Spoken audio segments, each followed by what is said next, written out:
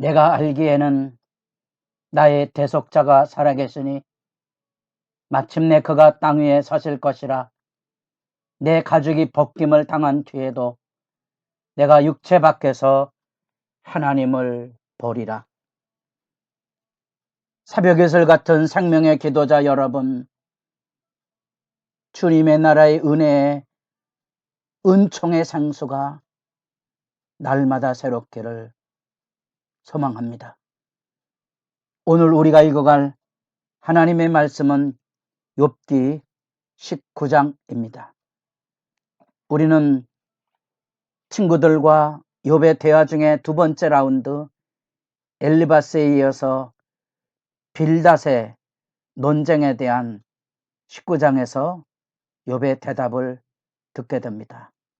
이제 2라운드가 시작이 되면 이 엘리바스, 빌닷, 소발로 이어지는 이 세 친구들에게도 1라운드와 다른 이제 서로 말꼬리를 잡아 격앙이 돼 있는, 그래서 회개와 소망의 말씀은 빠지고 욥의 이야기에 대한 비난과 더불어 악인의 비참한 운명에 대한 일종의 악당과 같은 그런 이야기로 매듭을 짓게 되고, 욥은 그 가운데 이제 쓰라린 아픔을 곰씹게 됨으로써 놀라운 사실은 그 고난의 쓰라림을 통하여, 고통의 쓰라림을 통하여 그 진주가 만들어지듯이, 살을 에이는 고통 가운데 진주 보석이 만들어지듯이 이제 이 세 친구들과의 논쟁의 극심한 고통에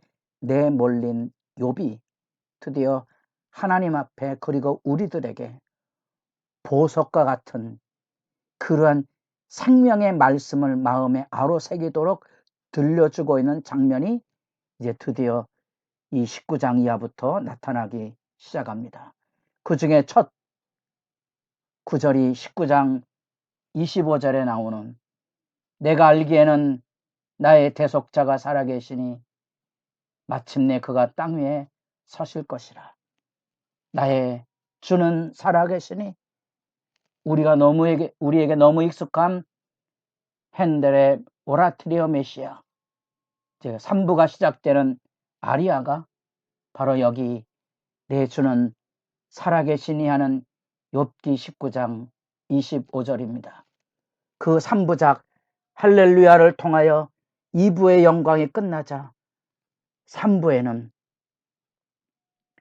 영원한 하나님의 나라의 영광을 내다보는 이 아름다운 아리아, 우리 찬송가 170장에도 그 내용의 아리아 일부가 편집이 돼서 찬송으로 만들어져서 우리들에게 심금 울리는 찬양으로 이 욥의 절규가 남아 있습니다. 19장에서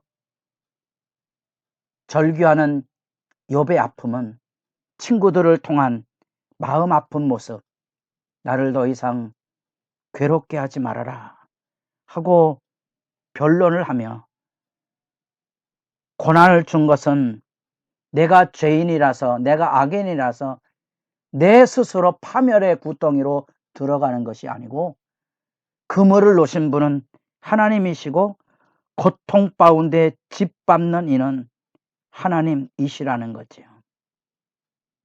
그래서 하나님의 폭력에 대한 선뜻한 주제를 욥이 토설하는 이유는 하나님의 불의와 악함이 아니고 욥의 입장에서 까닭없는 고난의 이유에 대한 하나님에 대한 불평, 원망이 담겨져 있는 내용이지요. 그래서 친구들은 이미 욥이 당하는 고통과 아픔을 지켜보고 네 죄를 내가 알렸다는 비난을 가지고 격앙된 감정으로 2라운드가 시작이 되면서 욥도 더 이상 친구들을 기대하기 어려운 상황이 되어버리고 만 거죠.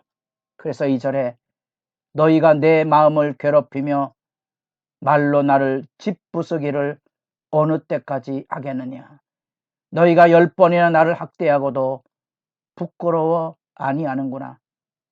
비록 내게 허물이 있다 할지라도 그 허물이 내가만 있느냐, 너희는 없느냐. 이런 자기 삶의 아픔에 대한 절개와 탄식을 친구들에게 쏟아놓으며, 여기 아픈 9절, 7절 내가 폭행을 당한다고 부르짖으나 응답이 없고 도움을 간구하였으나 정의가 없구나. 까닭없는 현실의 아픔 그 가운데 이제 친구들조차도 자기에게 악담을 퍼붓는 그런 상황 속에서 내 스스로 이것을 자초한 게 아니고 하나님이 나를 이 고통 속으로 밀어넣으셨고 나를 원수처럼 너덜나덜하게 짓밟으셨다는 이 욥의 탄식이, 우리가 고통에 밀려 넘어질 때 절규할 수밖에 없는 믿음의 밑바닥의 아픈 모습이지요. 결국 그 자리에 떨어지면 이 욥의 절규가 이해가 될 것이고, 우리도 이런 욥을 통하여 인생의 밑바닥을 헤아려 보게 됨으로써 우리도 우리의 삶의 자락 안에 이 욥의 탄식이 우리에게 애통의 기도의 마중물이 되어서 눈물 쏟으며 고통의 때를 기다립니다. 그 어두운 밤을 지새고 새벽이 오기를 기다리는 그 눈물의 여정, 사망의 음침한 골짜기를 지나 푸른 초장으로 건너가야 되는 아득한 시절에 그 과정의 탄식을 욥기가 우리에게 우리의 눈물의 기도를 열어주고 있는 거지요. 그래서 욥기가 지혜섭니다. 그 밑바닥 안에서 13절 나의 형제들이 나를 멀리 떠나게 하시니 나를 아는 모든 사람이 내게 낯선 사람이 되었구나. 이제는 아내도 가족도 친구도 아무도 자기를, 심지어 자기가 주인으로서 베풀어진 종들조차도 이제 자기에게 따뜻한 시선을 주지 아니하는 현실, 누구에게 무엇을 어떻게 호소해야 될지 모르는 삶의 밑바닥, 그렇기에 친구들을 향하여 호소를 합니다. 그 친구들을 향한 호소는 우리의 눈물샘을 열어주는 거지요. 나의 친구야, 너희는 나를 불쌍히 여겨다오. 나를 불쌍히 여겨다오. 하나님의 손이 나를 치셨구나. 너희가 어찌하여 하나님처럼 나를 박해하느냐. 내 살로도 부족하냐. 긍휼의 호소지요. 하나님 앞에 징벌을 받아 무너진 비참한 영혼, 친구들이여, 너희들이라도 내 곁에서 내 편에 되어 주어야지.